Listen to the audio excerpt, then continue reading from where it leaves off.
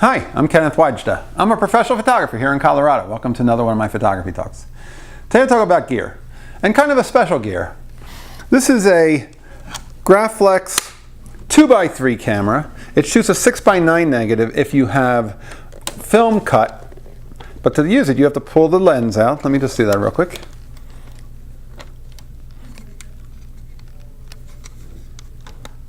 And I have a stop set up so it knows exactly where to stop because I set the rangefinder focus to that. And this is a little mini version of a speed graphic. It shoots a 2x3 negative. They're not very expensive. In fact, I bought a 4x5 Calumet off of a person one time and they just gave it to me. And this one has a film roll holder you can also put on by either Graflex or Singer makes them.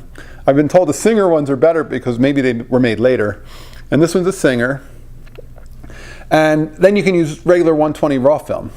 But then you can no longer see the ground glass unless you put the dark slide in and pull the whole raw film back off. But it does have a dark slide, you can do that. But I want to shoot it like a point and shoot.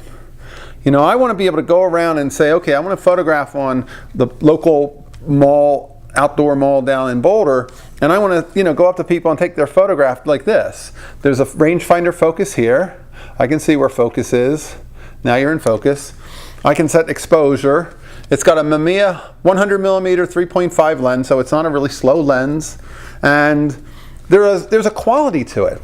Now there are different backs you can get. This raw film back is a 6.7 back. I'd rather have a 6.9 because it's just a larger negative, and the point of using a camera like this is to get as large of a negative as possible, I would think. And unfortunately, I don't have a 6.9, so I'll have to look for one of those. But this was a 6x7 back and takes 120 film, and I just love the simplicity of it.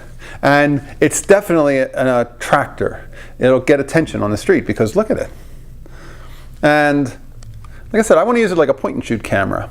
I actually have been shooting more 4x5 and Zone 6 and my Ebony 4x5, but all of those are such a operation with a hood and a upside down image and composing critically, and usually either in studio or shooting something that's still, sitting still outside.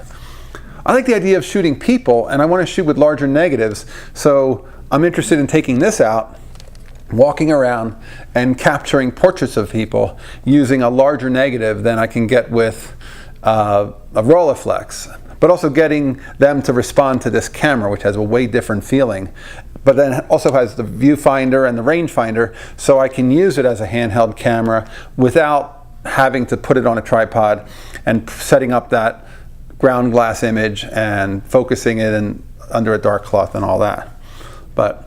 So I think these are kind of a fun little camera to pick up, and it's certainly something that's affordable.